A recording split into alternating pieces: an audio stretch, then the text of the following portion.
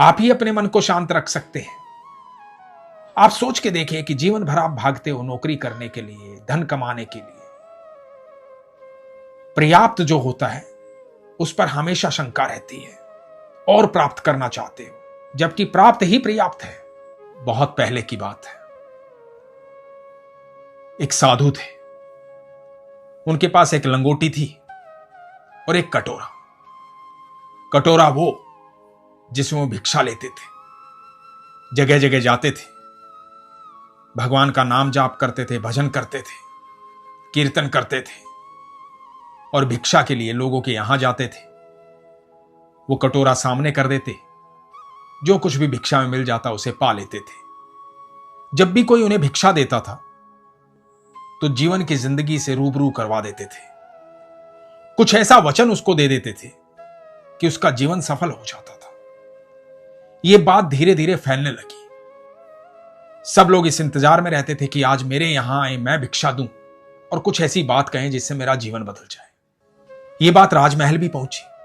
जब राजमहल पहुंची तो रानी ने राजा से कहा कि मैं चाहती हूं उन साधु से मिलना, उनके लिए भोजन की व्यवस्था करना, उनको हमारे यहां भोज पर बुलवाइए।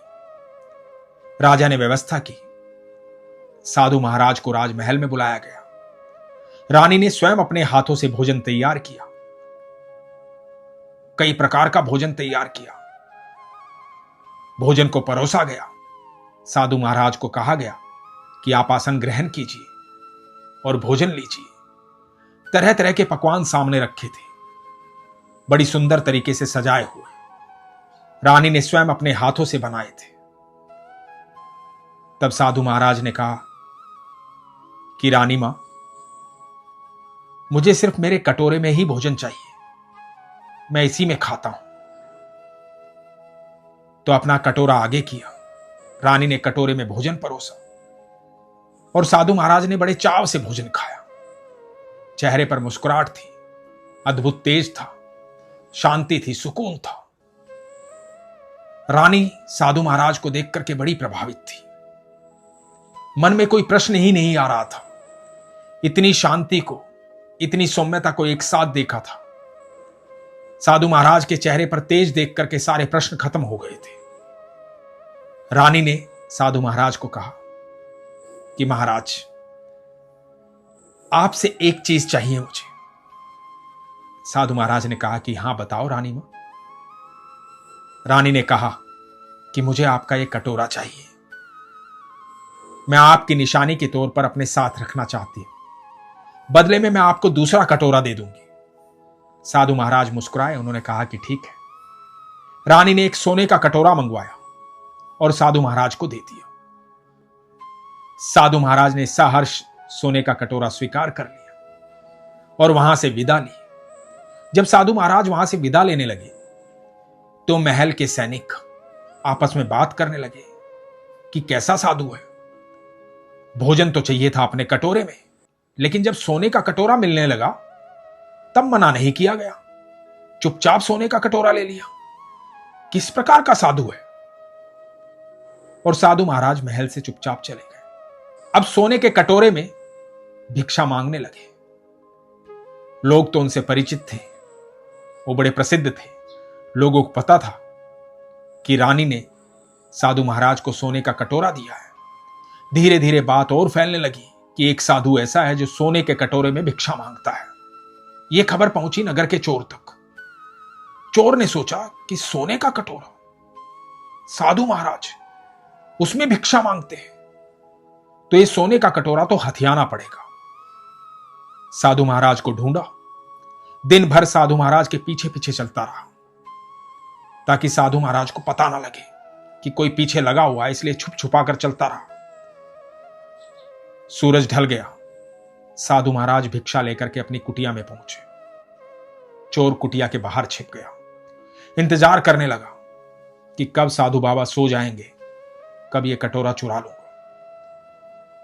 कुटिया के बाहर बैठा इंतजार कर रहा था छुप करके। इधर अंदर साधु महाराज भिक्षा में जो भोजन लाए थे, अपने कटोरे में वो भोजन पा रहे थे। भोजन पाने के बाद उन्होंने उस सोने के कटोरे को कुटिया से बाहर फेंक दिया। कटोरा आकर के गिरा चोर के पैरों में। चोर बड़ा हैरान हुआ। चोर ने सोचा कि सोने का कटोरा साधु बाबा ने बाहर फेंक दिया। इसका मतलब सोने का कटोरा इनके लिए कोई मायने नहीं रखता। इनके पास कुछ और ऐसा है जो इससे भी महंगा है, इससे भी बेशकीमती है। ऐसा क्या है, ये तो जानना पड़ेगा। बिना सोचे समझे चोर ने सोने का कटोरा वहीं पे फेंका और कुटिया के अंदर चला गया। कुटिया के अंदर गया तो साधु महाराज ने देखा। साधु महाराज मुस्कुराए। साधु महाराज ने कहा कि बोलो, क्या हुआ बताओ। चोर ने कहा, महाराज एक बात जानना चाहता हूं। मैं तो एक चोर हूं। सोना बेशकीमती होता है। सुबह से आपके पीछे लगा हुआ था कि आपका सोने का कटोरा चुराना है, लेकिन आपने तो सोने का कटोरा बड़े साधारण तरीके से बाहर फेंक दिया। आपने सोने का कटोरा बाहर क्यों फेंक दिया? साधु महाराज मुस्कुराए। साधु महाराज ने कहा कि यदि मैं उसे बाहर नहीं फेंकता तो तुम भीतर नहीं आते। चोर की कुछ समझ में नहीं आया। साधु महाराज ने कहा कि मुझे पता था तुम बाहर उसका इंतजार कर रहे हो, और यदि मैं उसे बाहर नहीं फेंकता तो जब तक तुम चोरी ना कर लेते तुम्हें नींद ना आती, तुम्हें चैन ना आता, तुम खुश ना होते, प्रसन्न ना होते। और ये बात मैं बर्दाश्त नहीं कर पाता कि किसी को नींद नहीं आ रही है, कोई इतना बेचैन है, कोई इतना परेशान है, तो उसकी वजह से मैं भी परेशान हो जाता। तो मैंने सोने का कटोरा बाहर फेंक दिया, क्योंकि दुनिया में कोई भी ऐसी चीज नहीं जो मेरे सुख से, मेरे सुकून से बड़ी हो, मेरी शांति से बड़ी हो। ये मुझे अशांत कर देता, इसलिए मैंने बाहर फेंक दिया। तो सोना इतना कीमती नहीं है, कटोरा इतना कीमती नहीं है कि मेरी नींद चुरा ले, मुझे सुख से ना रहने दे, इसलिए मैंने बाहर फेंक दिया। चोर ने जब ये बात सुनी तो चोर की समझ में आया कि साधु महाराज सही कह रहे हैं। मैं तो रोज चोरी करता हूं, फिर अगले दिन की चिंता करता हूं, फिर चोरी कर कर लाता हूं, महंगी महंगी चीजें चोरी करता हूं, लेकिन मन अशांत रहता है, मन में शांति नहीं रहती, चिंता लगी रहती है, डर लगा रहता है, भय लगा रहता है कि कहीं चोरी करते हुए पकड़ा गया तो, कहीं किसी ने देख लिया तो, कहीं इस चोरी किए हुए सामान का उपयोग ना कर पाया तो, अगले दिन किसके यहां चोरी करनी है, कैसे चोरी करनी है। सारा दिन इस उधेड़ बुन में लगा रहता हूं, चैन की नींद नहीं सो पाता हूं,